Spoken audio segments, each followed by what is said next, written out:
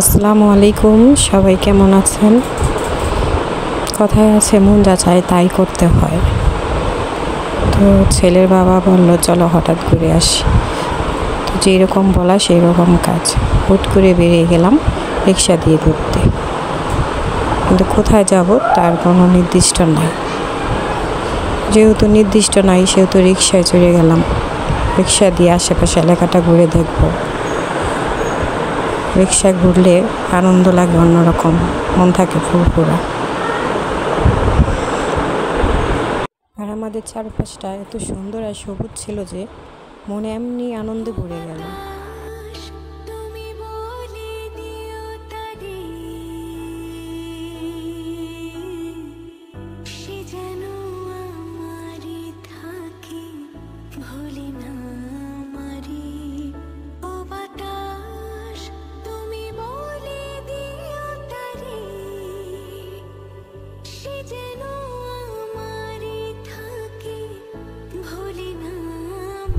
রিক্সায় ওঠার পরে নির্দিষ্ট কোনো জায়গা খুঁজে পাচ্ছিলাম না কোথায় যাব।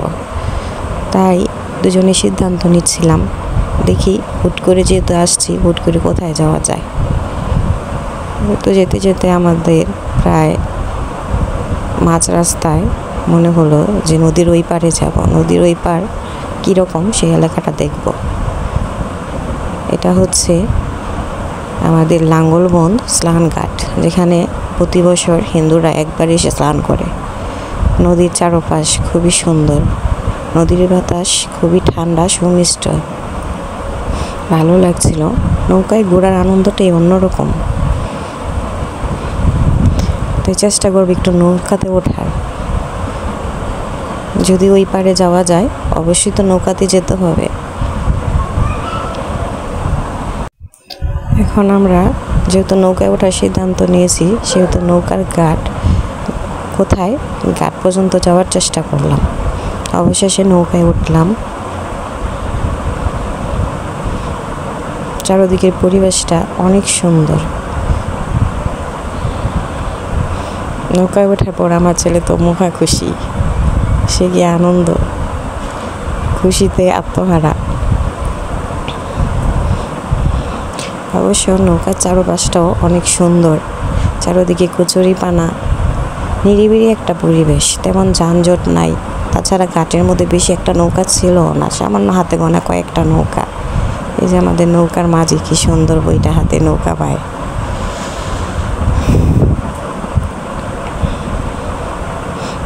আনন্দ এমন একটা জিনিস, ঘরে বসে থাকলে সেটা পাওয়া যায় না।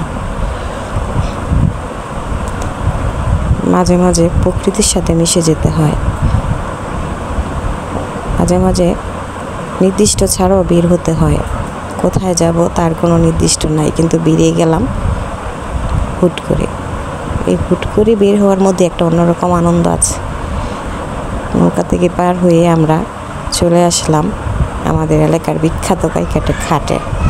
কাইকাটে ঘাটেরই উপরে আছে ব্রিজ, সেটার নাম কাইকাটে ব্রিজ।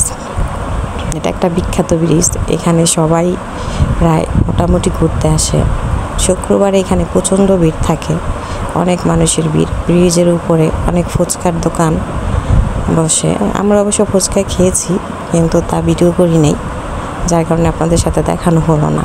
ব্রিজে অনেকক্ষণ ঘোরাঘুরির পরে আমরা আবার নির্দিষ্টভাবে আমাদের বাসায় পৌঁছে গেলাম। এদিকে দেখুন আমার ছেলে আর তার বাবা দুজনেই আনন্দে আত্মহারা, কি করবে কুল পাচ্ছে না।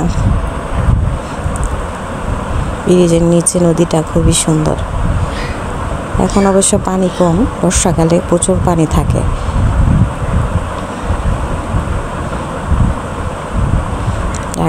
ব্রিজ থেকে ঘোরার পর আমরা আবার রীতিমতো নির্দিষ্টভাবে আমাদের বাড়িতে চলে আসলাম। তো বন্ধুরা, আজকে ভিডিওটা এই পর্যন্তই। সবাই ভালো থাকবেন। আসসালামু আলাইকুম।